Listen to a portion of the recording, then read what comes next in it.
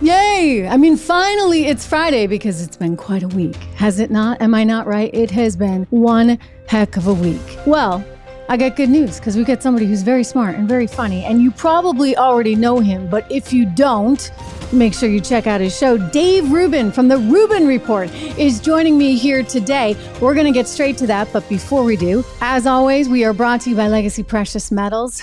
Gold is looking more and more interesting. Anyway, a lot of chaos in the world right now, so a lot of investors look to diversify, and I recommend diversifying. LegacyPMInvestments.com. That's where you should go. They can actually sell you gold right there on the site, or you can call someone, 1-866-589-0560. You can also get a gold-backed IRA. Lots of different ways to do this, but Charles Thorngren and his team, they're just terrific over there at LegacyPMInvestments.com. So go over to the site, get your free investing guide, gold and silver, by the way. You can buy silver there as well. We got news of how horrendous the hedging strategy or lack thereof was by Silicon Valley Bank. They just didn't care. They cared. They deliberately did what they did in order to try and maximize their revenue and profit. And when I say they didn't care, they didn't seem to care that they might take the entire regional bank system down with them. And that's what I fear is happening. They did get a little bit of a bailout because they're the 15th largest bank and people were worried about contagion. Protecting depositors, protecting the banking system, protecting the economic gains we've made together for the American people. And other banks are getting bailouts. Over in Switzerland, Credit Suisse, which has big operations here in the U.S., of course, got its bailout from United Bank of Switzerland. Look, there's a lot of fear right now, and everyone is getting a bailout. So the question is, are you, right? Are you getting a bailout? If you did the tough thing during COVID, if you paid your people and you pulled your business through those very difficult times through the pandemic, well, guess what? I got a little bit of good news, a little bit of a silver lining for you, because you can qualify for up to $26,000 per employee at covidtaxrelief.org. Government funds are available to reward companies with 2 or more employees who stayed open during COVID. It's not a loan. It's actually something you don't have to pay back. It's a program that, well, let's face it, I mean, typical bureaucracy, red tape, it can be complicated, and that's always a challenge. But the folks over at covidtaxrelief.org, they're experts at this COVID tax relief. covidtaxrelief.org. Again, you pay nothing up front. They do all the work here for you, and they charge a small percentage of the cash that they get for you. Businesses of all types, including nonprofits, churches, they can qualify, even those who took out PPP loans. So even if you had an increase in sales, you can still qualify. So if you did the tough thing, if you kept people employed during COVID, let covidtaxrelief.org help you to get up to $26,000 per employee. Go visit covidtaxrelief.org today. Again, it's covidtaxrelief.org. And, well, this is my favorite thing to talk about because I happen to be a big dog lover, specifically a lover of my own little special pup. I mean, a lot of times they say having someone in your life. There was a new study, I think, that just came out on marriage, actually. Last weekend, there was a great study that talked about how important marriage is for stress levels and how much it helps you, right? Men and women both benefit from that marriage relationship. Well, in addition to that, I would just throw in the puppy, right? The dog, because the dog, I think, does a heck of a lot to lower one's blood pressure, one's stress level, one's risk of any other kind of stress-related issues. Because, look, these little guys are just kind of great, right? Your loving dog does so much more for you, I am sure. I know mine does. Just this unconditional love. He never talks back. He just wants to make me happy. So you know what? I want to make him happy, and I want to make him healthy as possible. And this is why I'm helping naturopathic doctor Dennis Black spread the truth about dog food. Look, I know people are up against it and there's a lot of inflation out there, and maybe you cut some corners here and there. If you're doing that, just make sure that you ensure that your dog is getting the proper nutrients. One of the ways to do this is, of course, through Rough Greens. It's why Dr. Black created Rough Greens. It's a natural supplement. You just add it to your dog's food, and what do you know? You suddenly bring that dead food to life. Just sprinkle a little bit over your dog's dinner. That's what I do with Fluffy every night. He just gobbles it up. He absolutely loves it. For me and for my dog, it was important because he had allergies, and I really had to kind of figure out what his diet was going to be because of those allergies. But if your dog has other issues, having the right vitamins and having the right minerals and the right digestive enzymes, probiotics, omega oils, all those things can really be game changers in your dog's life. So Dr. Black is pretty confident. He's so confident that he's offering a free Jumpstart trial bag to any one of you that has a dog and wants to try this, like Fluffy has, all you have to do is handle shipping. So just go to roughgreens.com/Trish, RUFF, greens.com/Trish. You can give back to your best friend, your very loyal friend, at ruffgreens.com/Trish. So, as promised, I'm so happy to have on the program Mr. Dave Rubin, host of the Dave Rubin Show. It is great to have you here, sir. Trish, it's nice to be with you. I like that set over there. Oh, I was, okay, full disclosure. I gave him a little hint before we came on. I told him how much I loved his set, the intimacy of it, the casualness of it. You know, I used to have kind of a big TV thing going on with the lights and the city. And I'm like, who needs that? Who needs it? Well, everyone in cable news, it's very bright and very bold, and the sound effects really are scary, and they're trying to make everything seem like the world's going to end. And the world might end, but I would just prefer it be a little softer at the end. So that's why I went with this kind of motif and color scheme. And I love it. I like what you're doing over there. And you keep it simple, which we need a little simplicity these days. Yeah. I want to get into a lot of stuff with you, including the fact that Joe Biden just did like this huge 180 on climate. I mean, excuse me, is this the same guy that sat there in the debate and said, absolutely no drilling, we're never going to drill on federal lands? And now, what do you know? He's got his Willow project up there in Alaska, $8 billion with ConocoPhillips. I mean, look, I'm all for it because I think you need as much energy as you can possibly get. It was kind of foolish to wind up in the situation that we're in Ukraine without having a backstop of U.S. energy. But this is not going to go over well with the base in his party. Now, is it, Dave?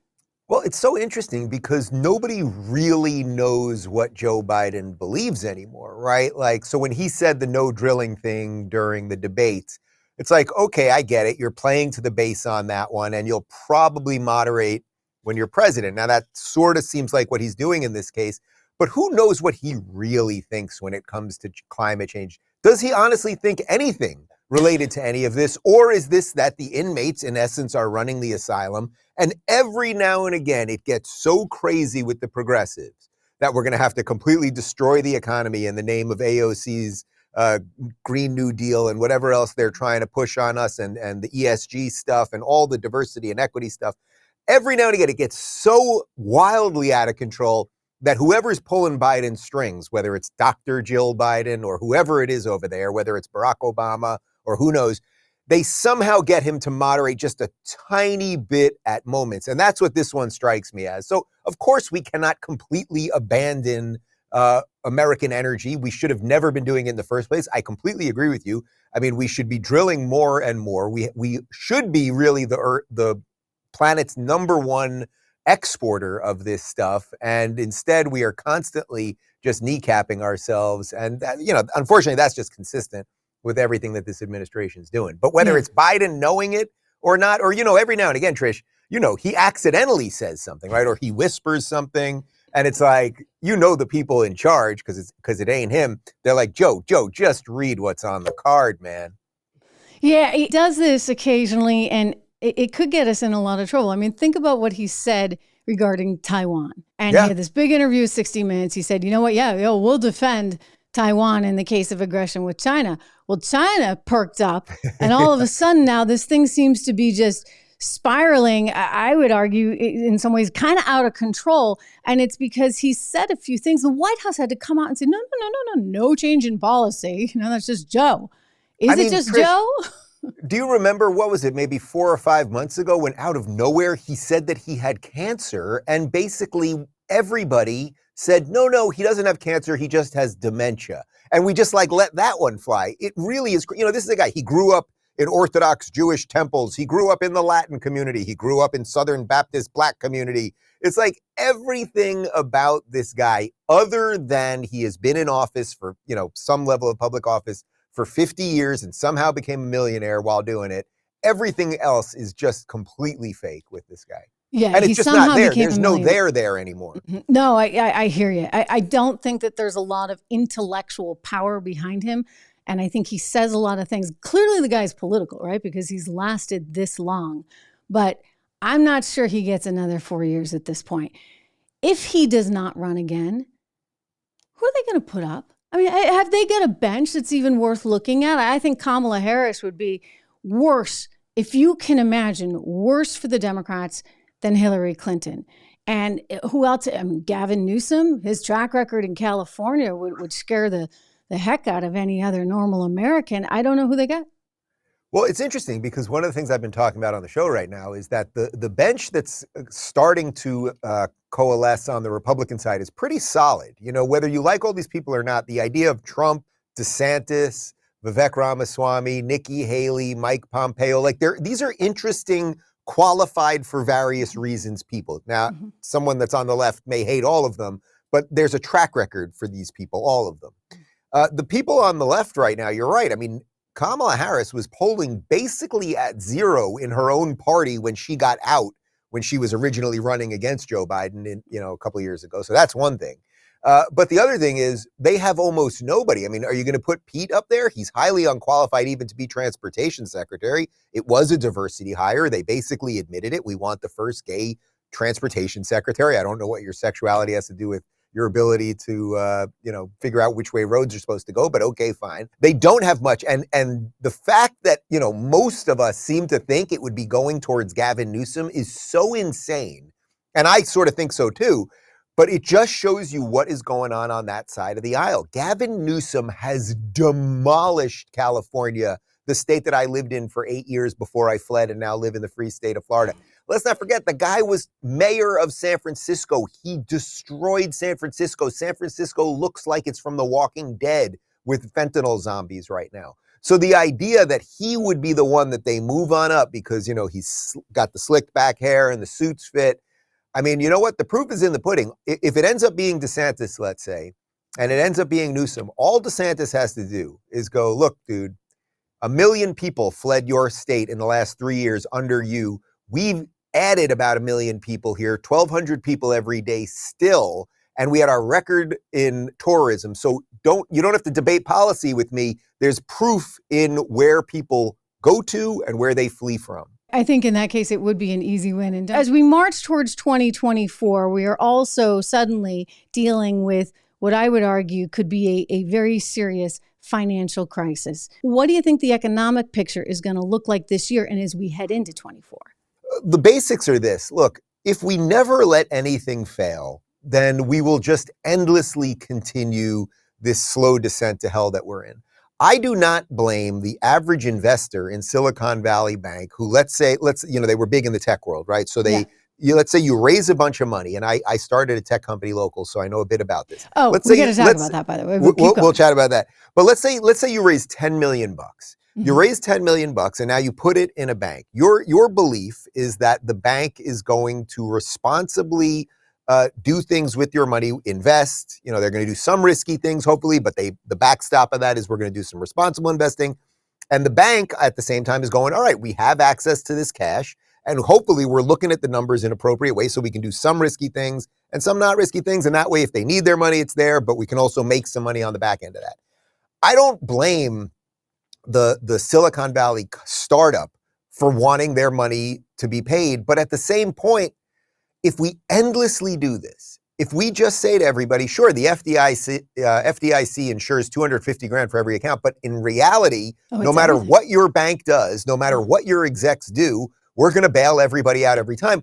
Well, in essence, we really don't have any banks because, in 2008, it was all these banks are too big to fail, so we have to save them. So we went from too big to fail to even bigger, and now we can't let them fail. And now what we're saying is nobody can ever fail. And the problem with that is that leaves us really with only one true bank, and that is the United States government. And as you just said, if you look at what they do with inflation and printing money and everything else, this is bad. I mean, you need some competition within banks so that you can go out there and get the best mortgage rate. At the end of the day, if there's, in essence, no competition, you have no flexibility. You have no leverage when you're trying to attain financial services.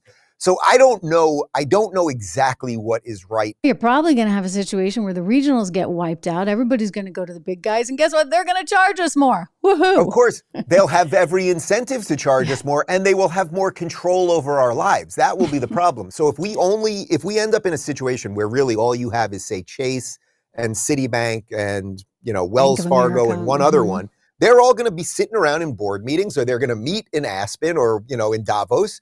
And they're going to go, all right, well, let's make sure we basically keep this thing pretty tight. So we're all going to keep always getting richer, and that you, Citibank, are not going to be cutting great deals for people so that you're going to get more business than us. There will be a level of collusion that you don't want in a free market. That's why, look, I don't want to punish the people that did the investing, and I don't want the bankers that did the bad investing. Yeah, I'm the okay shareholders, the debt holders, the board, the executives. Yeah, I can write accept them that. off. But I don't like the idea of a guy that's, as a startup guy, like we happen to use Chase when we started Locals. I'm not even sure what we use anymore, actually, because we've since merged and I've stepped away from operations. But the point is, like, would it have been my fault if Chase had done some crazy things, and then next thing you know, my company's over and I got to fire 20 people?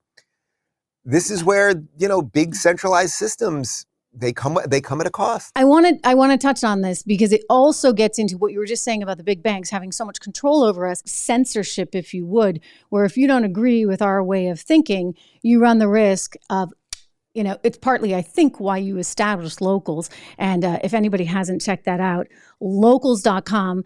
Dave's over there. I'm over there. I love it. I love it because it's sort of a very freeing environment where we can speak very candidly with our sort of fan base, if you would. So it's a great, great website, and it has merged with Rumble. I congratulate you for all the work that you've done on that. Right. But in terms of this cancel culture, which is really alive and well in ways that in my lifetime, like, you got a First Amendment and I have the right to say things. Well, apparently you don't. And that's what a lot of us have learned. And there's fear that you start involving the banks in that, or finance, and you could really run into some trouble because they could shut you off in more ways than one. Tell me about censorship right now in the US, how you've dealt with it as a creator who, by the way, is wildly successful. Make sure you follow Dave on or subscribe on his YouTube channel, listen to his podcast, go to Locals, but wildly successful. But nonetheless, you've still run into, I would think, some stumbling blocks. Oh, yeah. Well, the stumbling blocks are everywhere. And, fortunately, it's kind of funny. I'm not that old, but I feel like an old veteran of the YouTube podcast wars. Like, I've been around the block in this thing. It's why I started Locals originally, 5 or 7, or even maybe a little bit more than that, 8 years ago. There were a whole bunch of us that started saying, something is not right. We were mostly saying something's not right as it related to YouTube.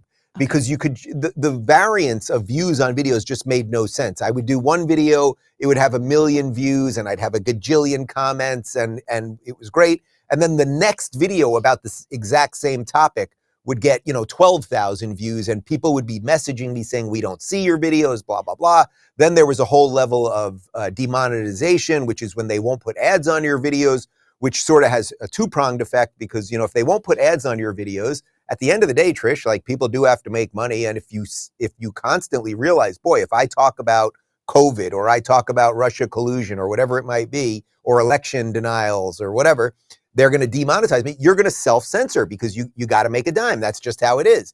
That's one thing. And then the other thing related to demonetization is once they click that button to say this video will not get monetized for whatever reason that they so choose, the other issue is that depresses the video in the algorithm, so you're going to get less views on that as well. So a whole bunch of us, I would say about 20 of us, early on, I would say Steven Crowder, Tim Pool, a couple other guys, we saw this thing kind of early. It's amazing. 8 years ago, I just got to say, like, that, you guys were well, right, we were on the cutting edge. End. We were on the front end of it because we were early in on talking about politics on YouTube. Now kind of everybody is doing it. But I think because we were on the front end of it, we saw it first. And I guess what really, years from now, if they say anything about me at the end, they'll go, well, Dave did do the right thing in an important moment, which was, I didn't want to just complain about stuff. I wanted to build things that would have better solutions. And that's really what we built with Locals, to create a subscription service so that I could have direct connection with my fans and live video and chat and own the data and all of that stuff. And then ultimately we merged with Rumble, which now has given us incredible distribution. And now Crowder is with us, and Russell Brand, and Glenn Greenwald. And the company went public, and you're with us. No, yes. Right. That's what I'm saying. We have, and the thing is, Trish, Whether So you it's helped a you, lot of people, not just yourself. yeah, well, that's the thing. And I think that was the right way to build a company. We thought, hey, if we can build something that feels right for my needs as a creator, and it really does work, well, then it will work for other people as well. And I think that really was the trick. And the truth is, especially at Rumble, I mean, we don't care what your politics are. You, Trish, are welcome to put up whatever you want. Russell can put up whatever he wants. Glenn and Don Jr., I mean, these are people with wildly different political opinions. They can put whatever up they want. We're there to help you build a business. And if you want to build a business and be free and say what you want, we're the place to be. No, it's very freeing. I've run into all kinds of things. I mean, my background is in economics, so I talk about the economy a lot. Well, my goodness, the one thing you couldn't say was that we were in a recession, despite the fact that we had 2 consecutive That we were quarters of negative growth. I mean, I took out a textbook. I'm like, see here, this is where it says it. But there's so much sensitivity about everything. You hit on a lot of issues that I think are really important, and it's kind of like a no-go zone, right? When you talk about the changes in our culture right now, when you have to refer to people as they, which is just not even grammatically correct. And often you find yourself not being able to follow, at least me, a conversation when somebody's going by they and married to another they. It's so bizarre. And I don't think we've ever in history encountered anything quite like that. And as a woman, I'll just say this. It's not fair. It's not fair that I would have to compete in a physical competition against a man. Not that I'm out there doing that. That's not my thing. But it's not fair for any young woman, especially in all these college and high school sports, to have to go up against somebody who was born male and thus has a whole different physical capability. I'm sorry, but that is science. Of course, that's science. There are fundamental differences between men and women. We all knew that. Everyone knew that. That wasn't controversial. It would have been crazy 10 years ago for you to say the opposite. But that really is why the culture wars have gone so bizarre. You know, it's people like debate. People like honest debate. And when you meet someone, you know, you're at a bar and you meet somebody and you start talking about sports or you start talking about politics or whatever. And in the old days, you could do that and you could kind of agree to disagree at the end or whatever, where now it has somehow become an affront to your humanity. But I would say that mostly is only with the wokesters. You know, most of my life I was hanging out with lefties and liberals, and now I'm obviously mostly in conservative circles. But my conservative friends have wildly different opinions on everything. I mean, from, you know, the traditional view of marriage to taxes and states' rights and COVID lockdowns and everything. And we debate all of this stuff, and then we're kind of good to go. You're still friends. I mean, see, that's what's interesting. But that's what's so critical, right? You're still friends, and you can have these debates. And to me, as a society, we want to have these really heated debates, but with the sense that, you know what, when it's all over, we're still friends, and we're not anymore. That's just the reality. You know, this cancel culture is real, and you're not my friend if you think this way. That is a very, it's one of the most destructive things, I think, in society right now, and will have massive implications on our future. But I do think conservatives are a little bit more willing to say, okay, well, let me hear you out. No, I always say scratch a progressive and find an authoritarian. I mean, generally speaking, conservatives, and when I say conservatives, what I really mean, I mean everything from ex-liberals, which is what I consider myself. You know, it's funny because everyone says I'm a conservative now. My first book was a defense of classical liberalism, the idea of individual rights and laissez-faire economics and local government and all of those things. Those things, unfortunately, have nothing to do with the modern Democratic Party or the way we talk about liberals of today. But if you reincarnated JFK, 1967, ask not what your country can do for you, ask what you can do for your country, I might be able to say I'm a Democrat. As a matter of fact, I think taxes. Let's just say he cut taxes. He cut taxes. He was against the military-industrial complex. That sounds far more like Tucker Carlson than it does Joe Biden. So that's how these things shift in crazy ways. The reason I don't run around anymore saying that I'm a classical liberal is it's the language around the word liberal and the way people talk about liberals and conflate that with leftists it's gone so off the rails. I just don't have time to do it anymore. But I think the fundamental reason that people, let's say broadly speaking on the right, are willing to agree to disagree is because generally people on the right believe in something else besides politics. And people on the left, which is much more secular and much more, hey, what is happening in the world this very moment? That is how I will decide how I view everything. And I will pick people that I hate or love, and depending on what they believe, I will go down that path. People on the right usually believe in something else. It has something to do with God or something to do with religion, broadly speaking. And I think that is why they aren't as hysterical about politics. If you wake up every morning and you open up the New York Times and you think that is the sum totality of all knowledge and all reality, well, I don't blame you for going crazy, because that thing is not all the news that's fit to print. Well, what a depressing life, really. I mean, I've thought about this a lot, because you do meet people, especially in academic circles. They may be atheists. They have this, whole they thing going on. There's no such thing as feminine, masculine. By the way, don't even get me started. I speak a lot of languages, including Spanish. And let me just remind everybody that, you know what? Everything is masculine or feminine in Spanish. So Latinx doesn't even make sense. But there is this kind of really dark, I think, sensibility amongst this crowd of people that I think you hit the nail on the head, because I think everybody needs a little something else, right, in their lives, a little something to realize that this world, this universe is bigger than just us here and now. And for some people, that's religion. I think that's incredible. It's wonderful. We've gotten more and more religious over the years since we've had kids, and it's so important for them to have that in their lives. But it's missing. It's missing from society, and there's a desire to just stamp it out, Dave, in a way that I think is rather depressing. Well, it's depressing because, then all of the basic truths go with it, right? So I'm not sitting here saying that someone has to be religious or has to be a believer to be a good person. I definitely don't believe that, actually. But once you start eroding the basic fundamental building blocks of a society, we are based in Judeo-Christian principles. The idea of the individual as a valuable building block for society, that is very much a Judeo-Christian principle. The idea that people should have autonomy over their lives, that we should have, for the most part, bottom-up ways of living, meaning that the people have some ability as opposed to the king looking down on them. Once you start untangling that, you're going to untangle a whole bunch more stuff. And if our founders 250 years ago, who just wanted us to live free of oppression, and free to communicate with who we wanted to communicate and live as we wished, if they thought that 250 years later would have led to genital mutilation of young girls in the name of tolerance, they might have reevaluated the entire project.